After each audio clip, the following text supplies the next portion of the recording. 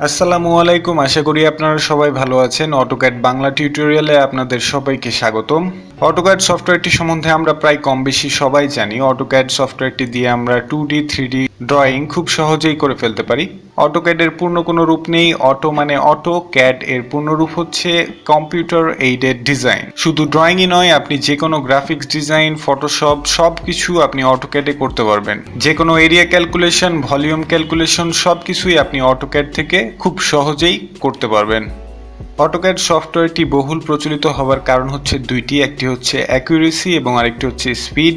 AutoCAD দিয়ে খুব accurate drawing করা যায়। অটোক্যাড বাংলা টিউটোরিয়ালের এই পর্বে আমরা অটোক্যাডের সাথে পরিচিত হব, কোথায় কি থাকে, কোনটাকে কি বলে, এই বিষয়গুলো নিয়ে আলোচনা করব। মূলত এটা একটি ইন্ট্রোডাকশন পর্ব। তো চলুন আর দেরি না করে আমরা চলে যাই মূল পর্বে।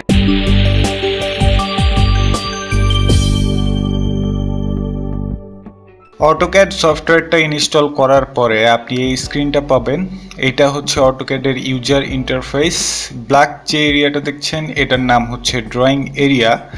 এই কর্নারে দেখছেন টপ 2D ওয়্যার ফ্রেম, এটার নাম হচ্ছে ভিউপট কন্ট্রোল। এখানে যদি আপনি ক্লিক করেন তাহলে এখান থেকে যদি এই জায়গা থেকে আপনি এক বা একাধিক ভিউপট নিতে পারবেন। আপনি তিনটা যদি নেই তাহলে দেখুন যে তিনটা ভিউপট, তারপরে আপনি যদি এখান থেকে চারটা নেন তাহলে চারটা ভিউপট।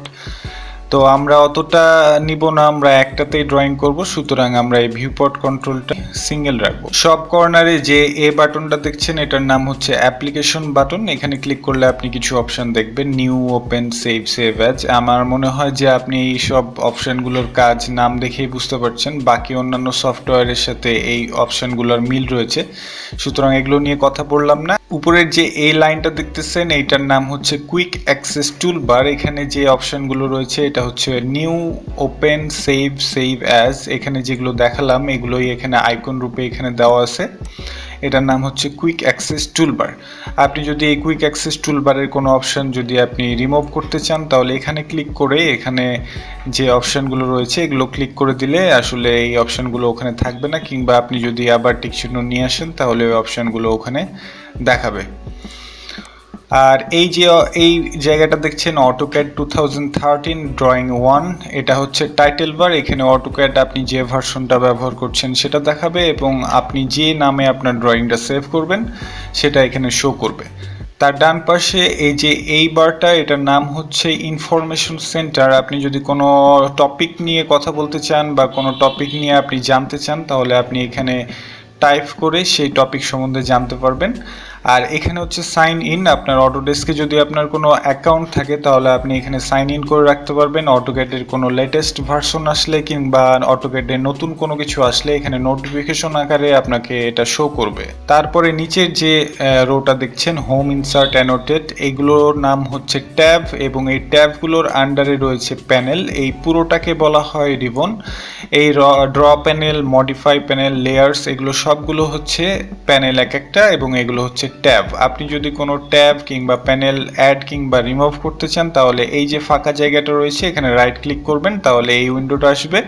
এখান থেকে আপনি শো ট্যাবস করে আপনি যেগুলো রাখবেন সেগুলো রাখতে পারবেন, আপনি আবার যেগুলো রিমুভ করবেন সেগুলো রিমুভ করতে পারবেন। সাপোজ আমি যদি হোম ট্যাবটা রিমুভ করে দেই, এখানে যদি ক্লিক করি তাহলে দেখুন এই জায়গায় হোম ট্যাবটা রিমুভ হয়ে গেছে। আপনি যদি এটা আবার নিয়ে আসতে চান তাহলে শো ট্যাবে গিয়ে আপনি এখানে ক্লিক করলে সেই হোম ট্যাবটা আবার ফিরে আসবে।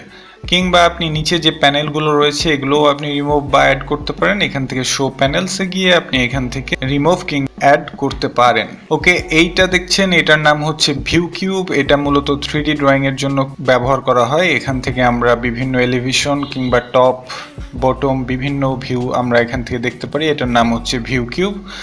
আর এইটার নাম হচ্ছে নেভিগেশন বার। নেভিগেশন বারে বিভিন্ন জুম কিংবা প্যান এগুলো অপশন দেওয়া রয়েছে, এগুলো নিয়ে আমরা ফিউচারে আরও কথা বলবো।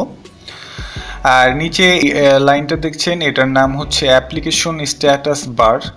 এখানে অনেকগুলো অপশন রয়েছে, এই অপশনগুলো খুব গুরুত্বপূর্ণ, এগুলো নিয়ে আমরা ফিউচারে কথা বলবো। তারপরে এখানে আমাদের কিছু স্কেল রয়েছে, অ্যানোটেশন স্কেল, প্লাস এখানে লক করার জন্য একটা তালা রয়েছে, অনেক অপশন রয়েছে এখানে।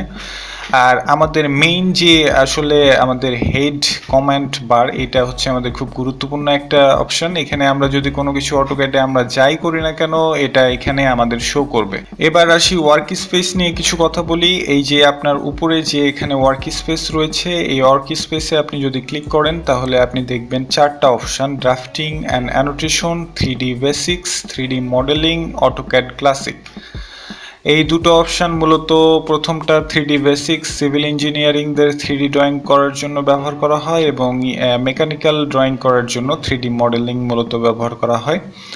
আর আমরা যেটাতে ড্রয়িং শিখব, আমরা অটোক্যাড ক্লাসিকে ড্রয়িং শিখব। অটোক্যাড ক্লাসিক এবং ড্রাফটিং অ্যানোটেশন 2Dর জন্য, কিন্তু অটোক্যাড ক্লাসিকটা ড্রাফটিং অ্যান্ড অ্যানোটেশনের চাইতে বেশি ইজি, এবং অটোক্যাড ক্লাসিকে এই যে বিভিন্ন ট্যাব এবং প্যানেল এবং টুলস বারগুলো হোম পেজেই দেওয়া থাকে, আমাদের কাজ করার জন্য অনেক সুবিধা, এবং এটা একটু কম প্যাঁচানো। সুতরাং আমরা অটোক্যাড ক্লাসিকে ক্লিক করে আমরা অটোক্যাড ক্লাসিক ওয়ার্ক স্পেসে চলে গেলাম।